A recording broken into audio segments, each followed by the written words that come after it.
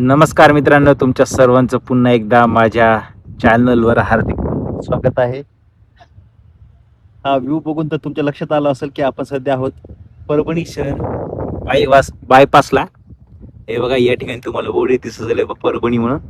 हे परभणी आणि समोर बघा दिसत आहे तुम्हाला झिरो फाटा 20 किलोमीटर, नांदखेडा 3 आणि परभणी 2 किलोमीटर. जे की समोर बघायला गेलं तर हा तुम्हाला जो ब्रिज दिसत आहे हा आहे जो की नांदखेडा परभणी रोडवरचा पूल आहे हा. आणि या पुलाच्या खाली आपण आता सध्या थांबलेलो आहोत. या ठिकाणी जेव्हा आपण पाटी रोड साईडनं आलो, जसं की इकडून समजा पाटी रोड साईडनं आल्यानंतर समजा तुम्हाला ज्यांना कोणाला विद्यानगर त्यानंतर नांदखेडा रोडला जायचं असेल त्या लोकांसाठी उतरण्यासाठी चांगलं खास गोष्ट आहे. इथून तुम्ही उतरून लेफ्ट साईडला उतरून तुम्ही खाली पुलाच्या खालून जाऊन सरळ पुढे परभणी शहर. हे बघा, हे दिसत असेल बघा तुम्हाला, हे समोर तुम्हाला बघा हे लक्षात येत असेल. हे बघा पारदेश्वर मंदिराची भव्य दिव्य अशी कमान पण आपल्याला ठिकाणून दिसत आहे. हे बघा, हे झेंडे वगैरे. आणि चला जाऊया पुढे, रस्ता कुठपर्यंत झाला काय आपण पाहूया. सध्या पावसाचे दिवस आहे, गाडी जिथपर्यंत आपली स्कूटी जाते तिथपर्यंत आपण जाऊया. चला मित्रांनो, हा आहे पुलाचा सर्व्हिस रोड आणि हा आहे पूल जो की तुम्हाला सांगितलेला आहे नांदखेडा परभणी रोडसाठी. आणि सर्व्हिस रोडने आपण चाललेलो आहे पुढं. बघायला गेलं तर सर्व सर्व्हिस रोड हे या ठिकाणी डांबर टाकून बनवण्यात आलेले आहे. सिमेंट रोड नसून हे डांबर रोडचा या ठिकाणी प्रयोग करण्यात आलेला आहे.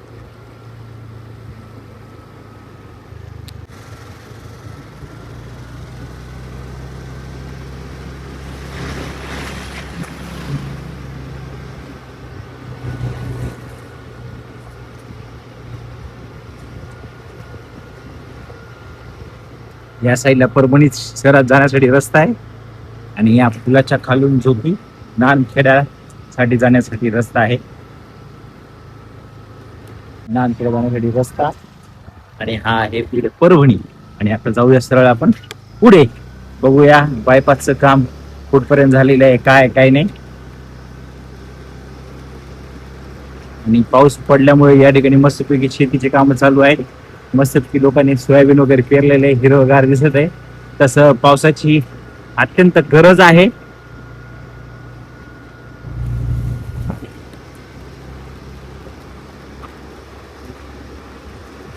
मित्रांनो, आपण सर्व्हिस रोड हा संपलेला आहे आणि याच बाजूला बघा या ठिकाणी लिहिलेलं आहे सर्व्हिस रोड म्हणून. आणि चाललोय पुढे आपण आता. हा डांबर रस्त्याने आपण जो संपला आहे त्यानंतर हा लागलेला आहे सिमेंट रोड. मित्रांनो, या ठिकाणी बोर्ड लावण्यात आलेलं बघा, सेलू 46 किलोमीटर, मानवत 32 आणि मृत्युंजय पारदेश्वर मंदिर, जे की मी तुम्हाला मागच व्हिडिओमध्ये दाखवलं होतं की आपण ज्या ठिकाणी उभं होतो तिथून आपल्याला मंदिराची कमान वगैरे दिसत होती. या ठिकाणी असं बोर्ड लावलेला आहे, उतरलं की तुम्ही लेफ्ट साईडला जाऊ शकता. असं बरंच या ठिकाणी बायपासचं काम प्रगतीपथावर होत आलेलं आहे, आपण असं पाहत आहोत.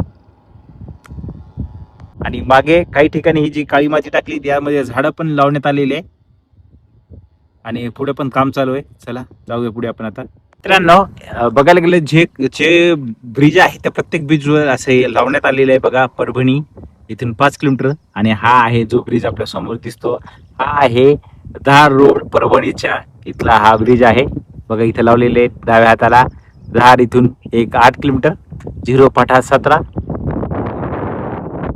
चला जाऊया पुढे आपण. जवळपास सगळ्या ठिकाणी असे सर्व्हिस रोड, या ठिकाणी परभणी किती किलोमीटर बाकी असे या ठिकाणी बोर्ड लावण्यात आलेले. चला जाऊया पुढे आपण आता.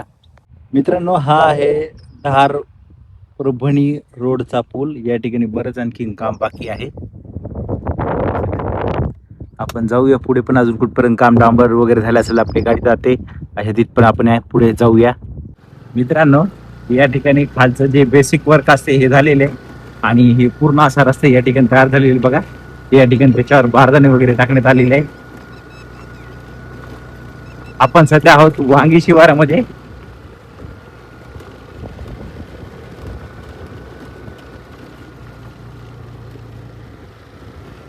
मस्तपैकी वातावरण तयार झालेलं आहे पावसाचं.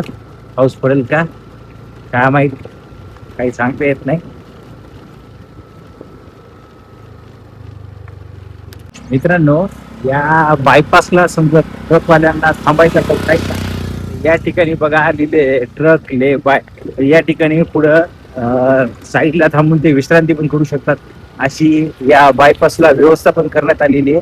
हे बघा, हा आहे मेन बायपास आणि त्याच्यात ते टाकून असं ट्रकवाले त्याचे ट्रक्स वगैरे लावू शकतात, अशी पण सुविधा या बायपासला करण्यात आलेली आहे. बघायला गेलं तर जवळपास पुलाचं आणखीन काम बाकीच आहे किंवा असाच बघायला गेलं तर जे वांगे शिवारापासून जे आसोल्या शिवारापर्यंत जाणारा रस्ता आहे त्याचं काम अजून ग्राउंड लेवलला चालू आहे, जसं की पूल वगैरे हे अजून खूप काम बाकी आहे. जवळपास अजून एक आता अंदाजा बघायला गेलं तर अजून वर्ष ते 1.5 वर्ष या बायपास पूर्ण व्हायला वेळ लागेल. बघायला गेलं तर पुढे काही मोठं काम आपल्याला अपडेट दिसत नाहीये, अजून बेसिक वर्कच बाकी. इकडं ट्रक वगैरे फसले चिखलात, त्यामुळे आपण काही पुढे जाणार नाही. आणि समोर तुम्हाला दिसत असेल तर ही आहे बघा या ठिकाणी वांगीगाव. आणि वांगीगाव पर्यंत सध्या आपण आलेलो आहे. हा ब्लॉग तुम्हाला कसा वाटला काय मला कमेंट बॉक्स मध्ये नक्कीच कळवा. चला भेटूया आपण नवीन ब्लॉग.